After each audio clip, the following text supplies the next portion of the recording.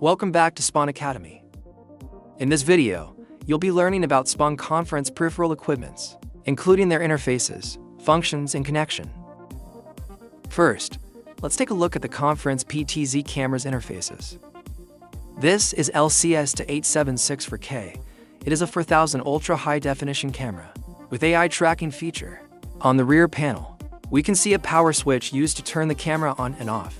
The camera is powered by a DC 12 volts to 0.5A adapter.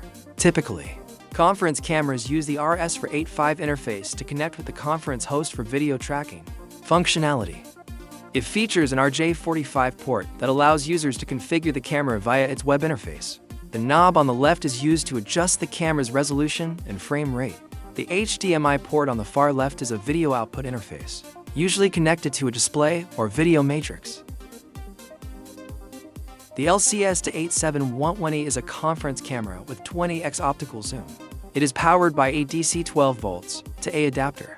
The camera features an RJ45 port that allows users to configure it via the web interface. It also includes an HDMI output interface, typically used to connect to a display or video matrix. The RS485 interface is used to connect the camera to the conference host, enabling video tracking functionality. The knob on the far left is used to adjust the camera's resolution and frame rate. Next, let's take a look at the video matrix's interfaces. I'll be using LCS8016 HTP16 channels video matrix as example. Notice that the only difference between other video matrix models is the video input and output number.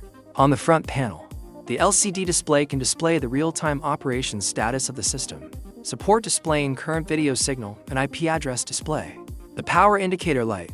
When the device is running normally, the indicator light will always on red. In the standby state, the indicator light is off.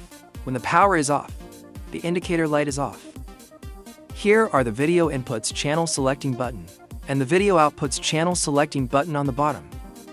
This is the functional key area. All, select one input channel and switch the input signal to all output channels. Lock button, press and hold the lock button for 3 seconds to lock the input-output channel, and holding the button for 3 seconds to unlock the key. Mode, scene preservation. Mode plus input channel numeric key plus enter combination for scene saving. Enter, to confirm the operation like signal switching. Scene mode recall. Scene plus input channel numeric key combination plus entered recall species scene. Clear and unfinished action. And lastly, the on/off switch. Control the power of the device. On the rear panel, multiple external video sources can be connected via the HDMI input interface. For example, we can connect multiple conference cameras. The output interfaces on the upper row are typically used to connect to external displays. For showing the input video, the standard RS-to-3 interface is commonly used in conference systems to connect to the conference host, enabling automatic camera switching. The RJ45 port allows for remote device management such as software control, and DC 12 volts power supply for matrix's power. Now that we know about the interface of these devices, let's take a look how they connecting together to realize their functions. First of all, auto video tracking with PTZ conference camera.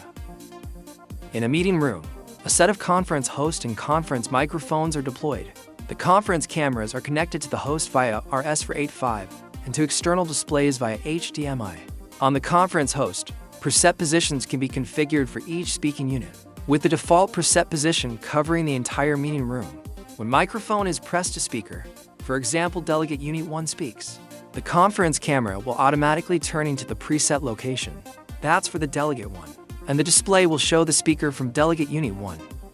Similarly, when the Chairman Unit 1 speaks, the camera will automatically track the chairman, and the video will be displayed in real time. Next, multiple video input source manual switching with video matrix.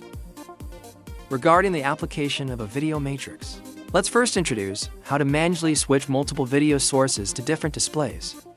Multiple external video sources are connected to the matrix via HDMI input interfaces, and the matrix connects to multiple displays through HDMI output interfaces. Users can select the desired input and output channels on the front panel of the matrix.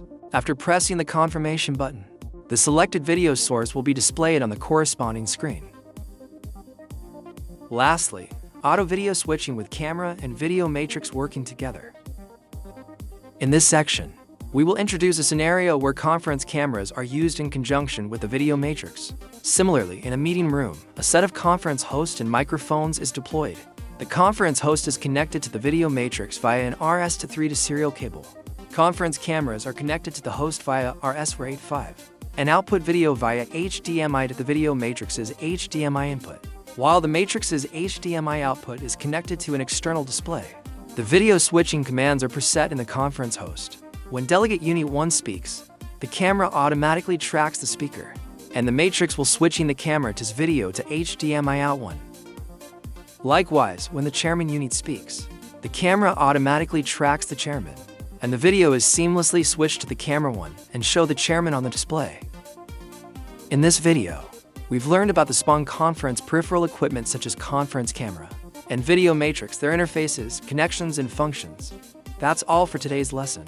For more information, please visit our website www.sponcom.com. Thank you for watching.